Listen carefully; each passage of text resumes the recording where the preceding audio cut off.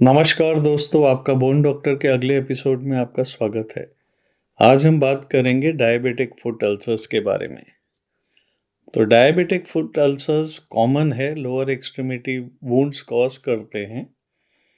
इनमें peripheral neuropathy होता है और ये सोली रिस्पॉन्सिबल होते हैं 85% ऑफ लोअर एक्सट्रीमिटी एम्पुटेशन के लिए।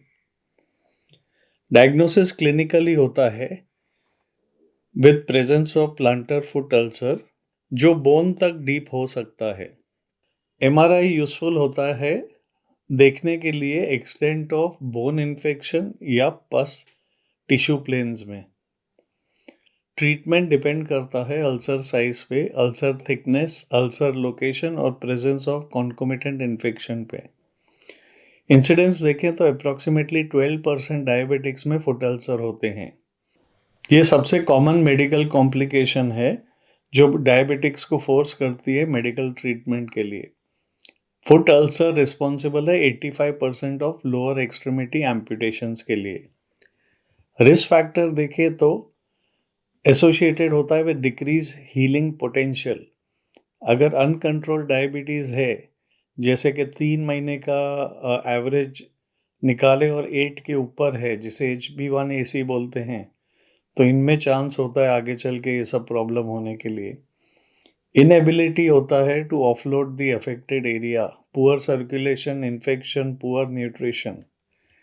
फैक्टर एसोसिएटेड होते हैं with increased healing potential, serum albumin more than 3 और total lymphocyte count more than 1500 पर क्यूबिक मिलीमीटर। पैथोफिजियोलॉजी देखें तो नर्व और आर्टरी के कारण ये होते हैं प्रॉब्लम्स। न्यूरोपैथी लार्जेस्ट इफेक्ट करता है डायबिटिक फुट पैथोलॉजी को। सेंसेशन डिसफंक्शन होता है, सो प्रोटेक्टिव सेंसेशन रिफ्लेक्स चला जाता है। ये प्राइमरी रिस्क फैक्टर होता है अल्सर डेवलपमेंट के लिए। ऑटोनोमिक डिसफंक्शन भी हो जाता है, इससे स्किन ड्राई हो जाता है क्योंकि नॉर्मल ग्लैंडुलर फंक्शन चला जाता है। नेट इफेक्ट होता है इंक्रीज मैकेनिकल और एक्सियल स्ट्रेस स्किन पे, और ये मोर प्रोन है to injury due to drying. फिर वैस्कुलर कॉज देखें तो इसका लेसर इफेक्ट होता है than neuropathy, but more than 60% diabetic ulcer patients में डिक्रीज ब्लड फ्लो होता है due to peripheral vascular disease. Associated condition देखें तो पहला है इन्फेक्शन, ऑस्टियोमाइलाइटिस। हाई रेट है एसोसिएटेड ऑस्टियोमाइलाइटिस का अगर बोन डीप है अल्सर तो, या बोन एक्सपोज्ड है बेस ऑफ अल्सर में।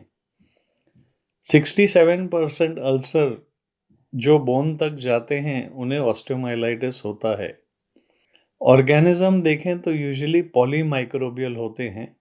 ग्राम पॉजिटिव मोस्ट कॉमन है aerobic gram positive cocci, staph aureus. Gram negative में इंक्रीज ग्राम नेगेटिव ऑर्गेनिजम्स हैं क्रॉनिक वुंड में और wounds recently treated with antibiotics. Aerobic organism भी होते हैं। ऑब्लिगेट एरोबिक पैथोजन होते हैं इस्कीमिया और गैंग्रीन में। डीप कल्चर और बैक्टीरियल बायोप्सी हेल्प करते हैं गाइड करने को management. Wagner classification and treatment. Grade 0 होता है, स्किन इंटैक्ट होता है बट बोन डिफॉर्म होता है और फुट एट रिस्क होता है फॉर अल्सर। ट्रीटमेंट होता है शू मॉडिफिकेशन और सीरियल एग्जामिनेशन करना चाहिए। ग्रेड 1 होता है सुपरफिशियल अल्सर। इसमें थोड़ा सा डिब्राइड कर सकते हैं और कॉन्टैक्ट कास्टिंग दे सकते हैं to prevent weight on the ulcer. Grade 2 होता है डीपर फुल थिकनेस एक्सटेंशन वाला अल्सर। इसमें फॉर्मल सर्जरी करके डेड टिश्यू को निकालते हैं जिसे डिब्राइडमेंट कहते हैं और कॉन्टैक्ट कास्टिंग देते हैं to put pressure, to relieve pressure from that area. Grade 3 होता है डीप एब्सिस और फॉर्मेशन ऑफ ऑस्टियोमाइलाइटिस।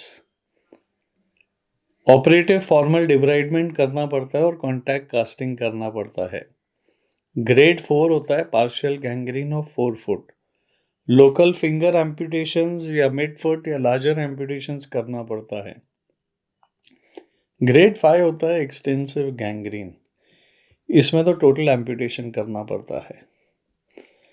अगर ब्रोडीज डेप्थ इश्कीमिया क्लासिफिकेशन और ट्रीटमेंट देखें तो 0 है at risk foot, no ulceration, patient education, footwear modification और रेगुलर एग्जामिनेशन करना पड़ता है। टाइप 1 है superficial ulceration not infected, total contact cast से ऑफलोड करना पड़ता है अल्सर को, या वॉकिंग ब्रेस या स्पेशल फुटवेयर देते हैं।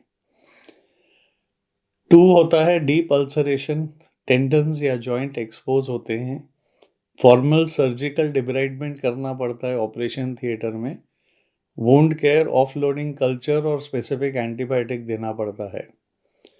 टाइप 3 होता है एक्सटेंसिव अल्सरेशन या रैप्सिस, डिब्राइडमेंट या पार्शियल एम्पुटेशन या ऑफ लोडिंग फुटवेयर और कल्चर स्पेसिफिक एंटीबायोटिक देना पड़ता है। और इश्कीमिया के हिसाब से देखें तो टाइप ए में नॉट इश्कीमिक होता है, टाइप बी में इश्कीमिया विदाउट गैंग्रीन होता है, नॉन इन्वेजिव वैस्कुलर टेस्टिंग और वैस्कुलर रिकंस्ट्रक्शन कर सकते हैं विद बाईपास। सी होता है पार्शियल फोरफुट गैंग्रीन, वैस्कुलर रिकंस्ट्रक्शन या पार्शियल फुट एम्पुटेशन करना पड़ता है। डी होता है complete gangrene, complete vascular evaluation करते हैं और मेजर एक्सट्रीमिटी एम्पुटेशन करते हैं। तो ये पार्ट 1 एपिसोड आज यहीं ख़त्म होता है। आगे हम बात करेंगे प्रेजेंटेशन के बारे में, इन्वेस्टिगेशंस के बारे में और ट्रीटमेंट के बारे में। आशा है आपको हमारा एपिसोड पसंद आया हो। अगर पसंद आया तो लाइक बटन दबाइए, शेयर बटन दबाइए और हमारा एपिसोड और चैनल देखने के लिए बहुत बहुत धन्यवाद।